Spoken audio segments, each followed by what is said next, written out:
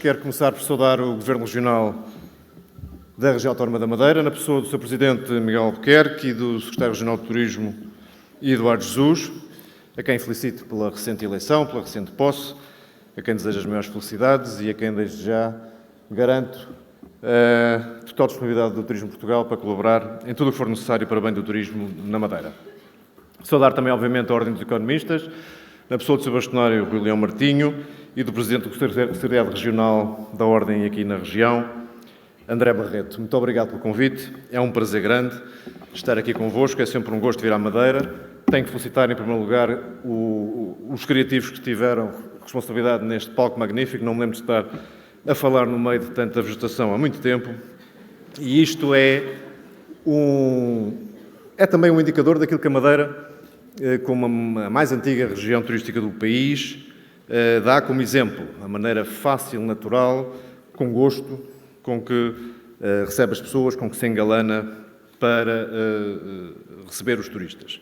E isso tem conduzido a uma evolução positiva, eu diria bastante sólida, bastante positiva do turismo nos tempos mais recentes. O ano passado foi um ano bom para o turismo na Madeira, as dormidas a crescer cerca de 5%, os proveitos mais de 9%, portanto com este sempre importante aumento de preço médio subjacente, e as receitas por quarto disponível, uma medida que muito tem a ver com a rentabilidade das empresas do setor, a crescer 7%.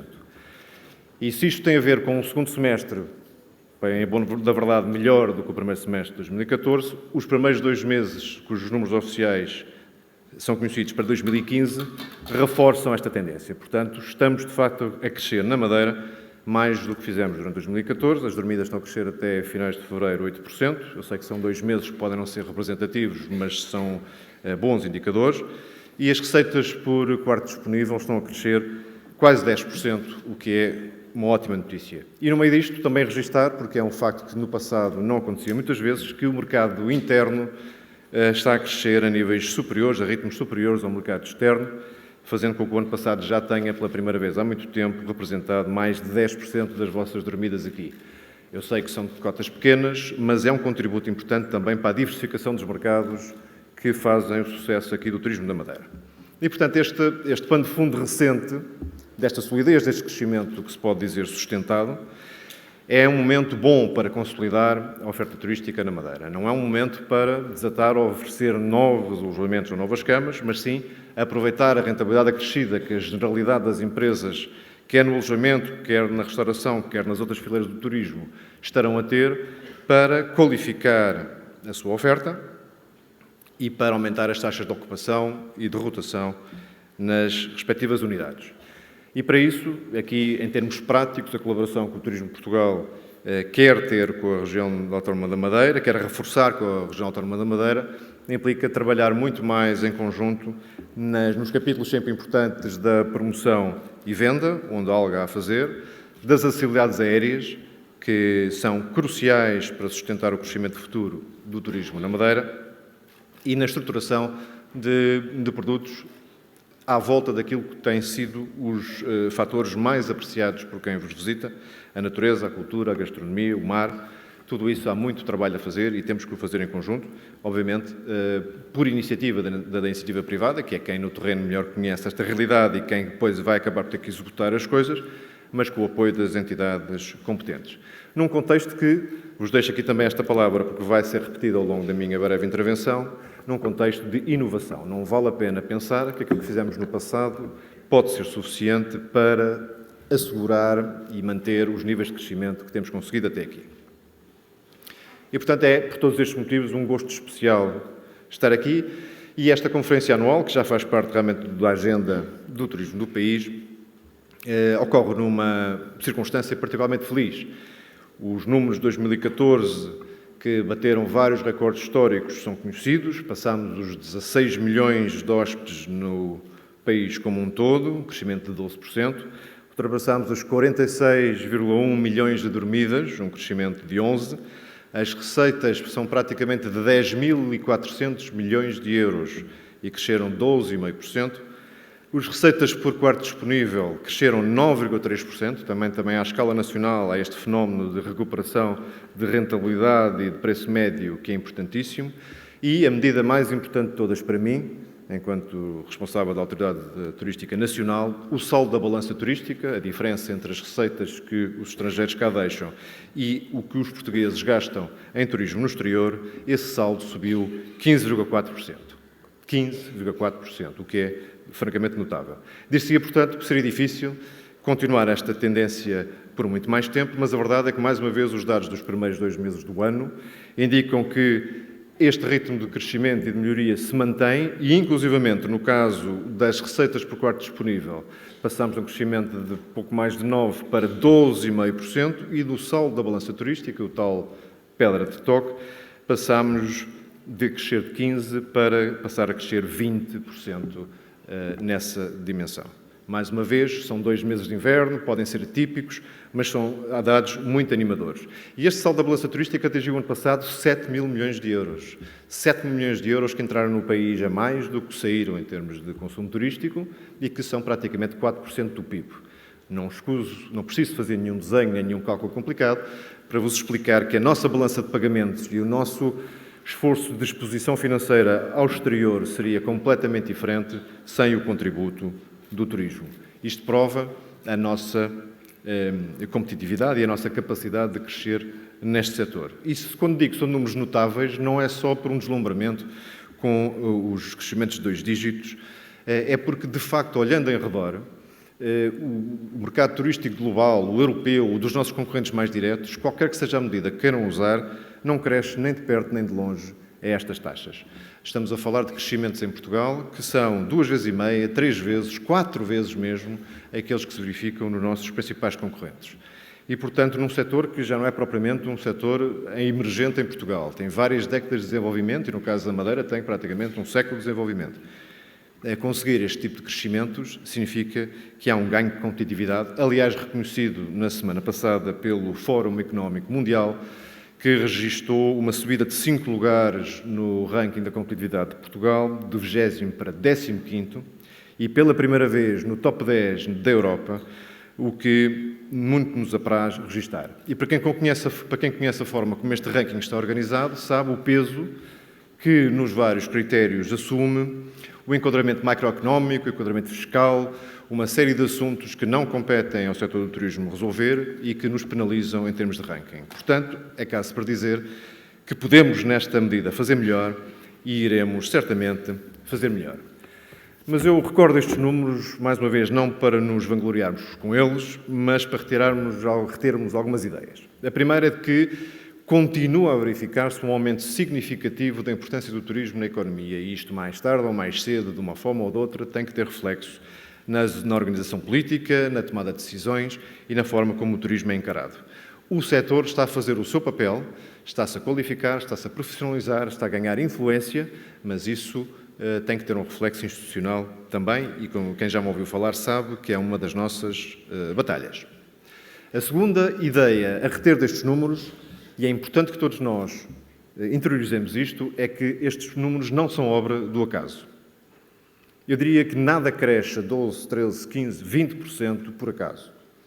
E não gosto de ouvir dizer que os méritos ou as razões por trás destes crescimentos têm a ver com fatores exógenos, com deméritos de concorrentes nossos, porque isso é desqualificar, é desvalorizar, é menosprezar o esforço e o trabalho muitíssimo bem feito por milhares e milhares de agentes, sobretudo no setor privado, mas também, por não dizê-lo, fica-me bem a mim, em algumas instituições públicas, para criar condições para este crescimento. É a altura de nós dizermos também, sem pretender com isto concluir que está tudo bem, mas também concluirmos que temos mérito naquilo que temos conseguido fazer e a terceira ideia que quero deixar é que este mérito de dar-nos uma responsabilidade maior. A responsabilidade de conseguir criar condições para continuar nesta senda e fazer com que o ciclo de crescimento seja o mais prolongado possível e, se possível também, com ritmos iguais ou superiores a estes.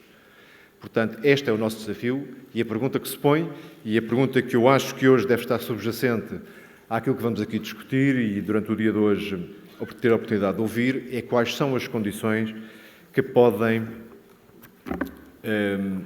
fazer com que este crescimento e este ciclo de crescimento se prolongue por muitos e bons anos. Não tenho, obviamente, uma receita mágica, acho que isso, aliás, Não é producente procurar receitas mágicas, mas se isto fosse uma questão de receita, eu diria que há 4 ingredientes que vamos ter que assegurar entre nós e em conjunto. O primeiro ingrediente é a liberdade. Não confundir com liberalismo, embora já haja aspectos de liberalização que tenham estado por trás de algumas das coisas boas que se passaram no turismo. Mas quando falo de liberdade, estou sobretudo a falar da liberdade individual para investir, com menos barreiras de acesso às atividades, com menos burocracias nos registros, com menos taxas a serem cobradas, pelo menos aquelas que são levantadas centralmente, com mais liberdade para arriscar. As pessoas têm que sentir que há um ambiente de negócio na economia propício ao risco, que se alguém falhar ou não atingir todos os seus objetivos, não é necessariamente alguém que fica proscrito para a vida. Por isso, no Turismo Portugal, nos temos envolvido tanto nas iniciativas de empreendedorismo, algumas exclusivamente de base turística, outras nem tanto, mas todas elas destinadas a criar este ambiente propício à assunção de riscos. Ainda aqui há minutos comentava com o Presidente do Governo Regional que é uma das coisas que tem mudado na economia portuguesa, também fruto das dificuldades e de algumas faltas de alternativas que os últimos anos trouxeram, que há muito mais propensão dos portugueses para tomarem o seu destino nas próprias mãos e investirem, e nesse sentido o trabalho que tem sido feito de colocar o turismo no centro das atenções e como um setor em crescimento e com oportunidades de negócio tem funcionado, e nas iniciativas que nós apoiamos, posso-vos dizer que muito mais do que 1/3, perto de 40% das iniciativas que nós apoiamos na área do empreendedorismo são do turismo, o que é uma proporção muitíssimo maior do que o peso do turismo na economia, o que significa que esta mensagem está a passar. E são projetos que são desenvolvidos quer por empresários jovens, e às vezes não tão jovens, nacionais, quer por estrangeiros que vêm para Portugal desenvolver e acelerar os seus negócios, porque veem em Portugal um ambiente propício ao desenvolvimento de negócios, desde logo muito bom, mas sobretudo ao desenvolvimento de negócios na área do turismo, o que é excelente. Liberdade, finalmente, para criar e para inovar. Volto a esta ideia-chave. Aquilo que fizemos no passado pode, eu diria que a prazo será certamente insuficiente para continuar a crescer. Temos que criar, temos que libertar as energias criativas dos portugueses, em quem eu confio muito, e isso tem dado e começa a dar resultados que serão, acho que, visíveis a muito curto prazo. Segundo ingrediente importante nesta suposta retórica receita, abertura. Abertura, temos que estar muito mais abertos à mudança, desde logo estando mais atentos àquilo que está de facto a mudar, não por um deslumbramento com aquilo que é novo ou com a tecnologia, mas porque isso muda de facto a forma como as pessoas vivem e, no caso concreto, muda de facto a forma como as pessoas planeiam, reservam, fazem e usufruem das suas viagens. E isso afeta as nossas decisões, enquanto empresários, enquanto entidades responsáveis pelo turismo, todos os dias. Temos que estar atentos. Nem tudo o que se passa nessas áreas de mudança tem uma relevância direta e profunda no turismo, mas há algumas que estão a ter já e outras que terão impactos profundos, em alguns casos, disruptivos. Portanto, temos que nos habituar a não proteger o que está com medo daquilo que possa acontecer aos incumbentes, a quem já está no setor, porque recordem-se disto, se é verdade que é muitas vezes lamentável que há negócios que percam rentabilidade quando entram novas formas e novos modelos de negócio, imaginem os novos negócios que não nascem e o dano que isso também pode causar, só porque não há uma capacidade de renovação do tecido empresarial e não há essa abertura. E, portanto, se não seria todo inteligente, eu não recomendo que o façamos, tentar parar o vento, estes ventos de mudança, com as mãos. É algo inútil. E, portanto, temos que nos ajustar com abertura às mudanças que estão a ocorrer e que impactam no viajante. É importante, o ser humano é naturalmente avesso à mudança, resiste, acha que aquilo que já faz bem chega. O nosso grande desafio é interiorizar que talvez não chegue e, em alguns casos, não chegará certamente. Terceiro ingrediente fundamental, o conhecimento.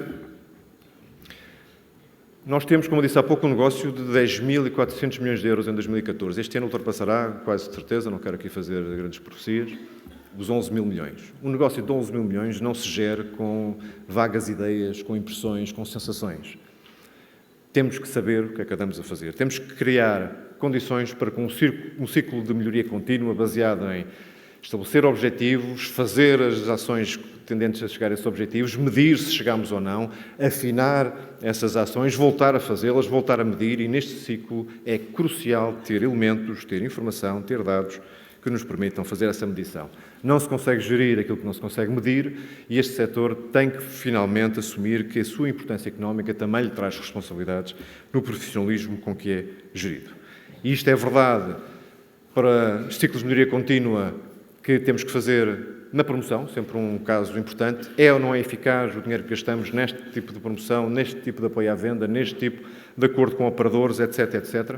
Aproveito, aliás, para, não é bem anunciar, porque nós publicámos isto ontem ou anteontem, atingimos, no início desta semana, o bonito número de 1 milhão de fãs na nossa página de Facebook. Se houver aqui alguém que ainda não seja fã da página de Facebook do Visit Portugal, para já acho uma vergonha, e depois façam nos vossos instrumentos móveis que têm certamente todos na mão, porque chegar a 1 milhão de fãs, quando há 2 anos tínhamos cerca de 100 mil, e esses 100 mil eram 75% portugueses, e hoje o 1 milhão são 90% estrangeiros, esta capacidade de conseguir fazer uma alteração radical, profunda, rápida e eficaz na promoção do país no domínio online é importante para nós. Mas nós não estamos obcecados com o ser online ou não ser, embora alguns nos acusem disso, estamos obcecados com que seja eficaz. Portanto, nós praticamos de facto o que dizemos e medimos todos os dias a eficácia do que estamos a tentar fazer.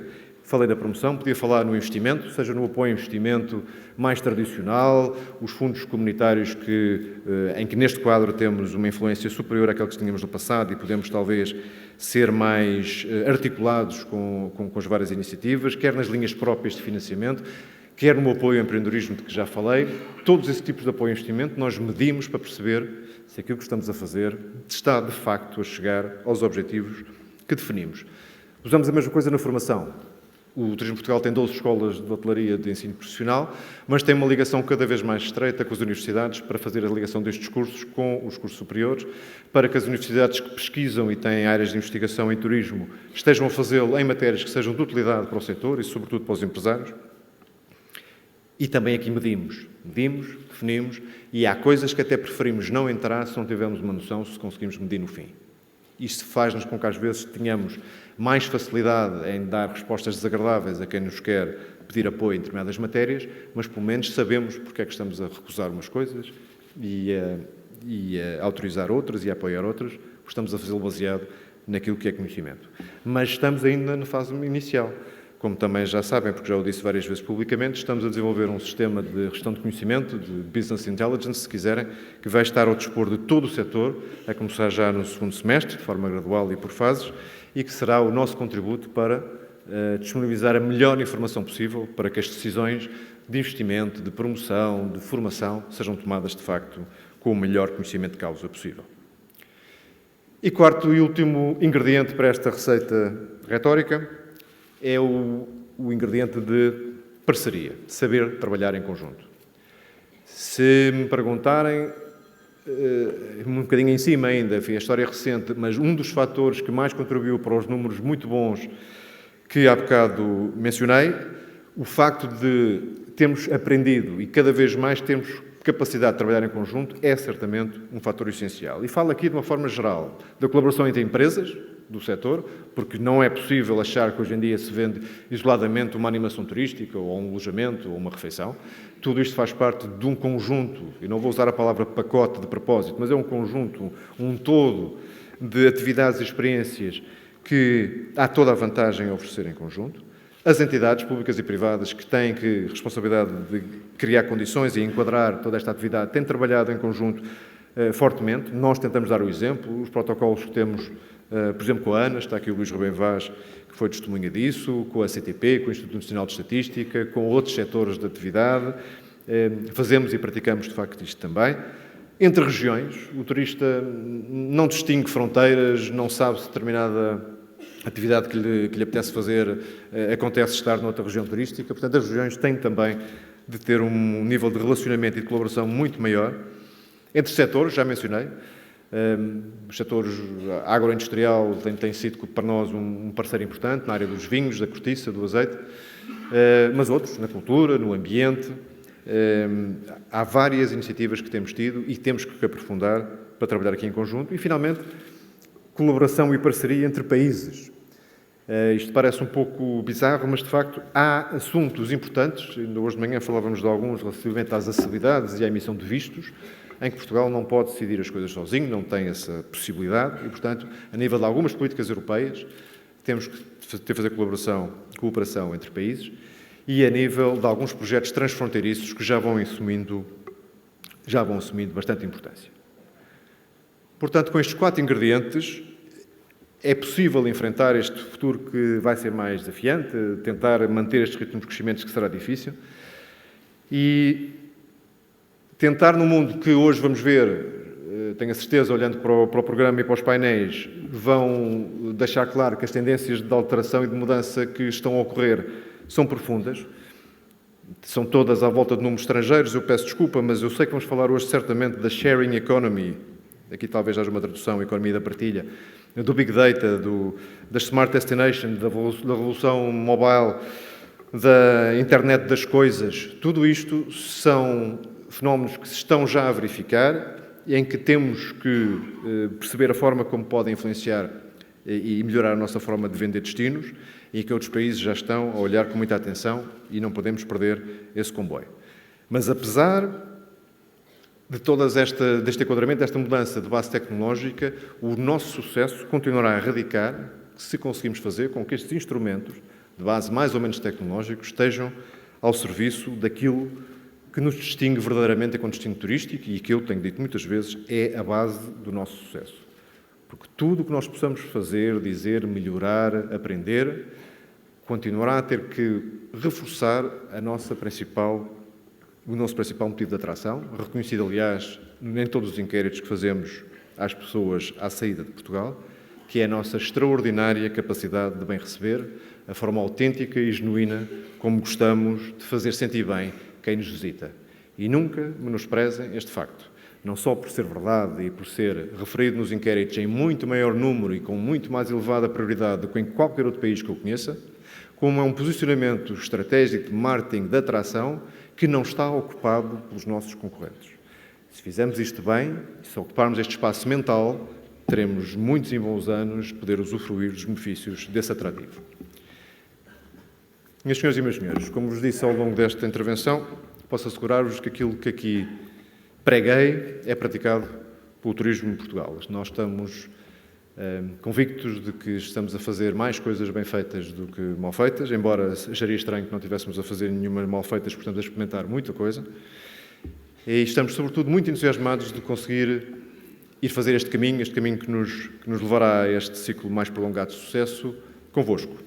E conseguimos fazer isso em conjunto, dentro deste espírito de abertura que falei, será certamente um bem para o turismo e um bem para o nosso país. Muito obrigado.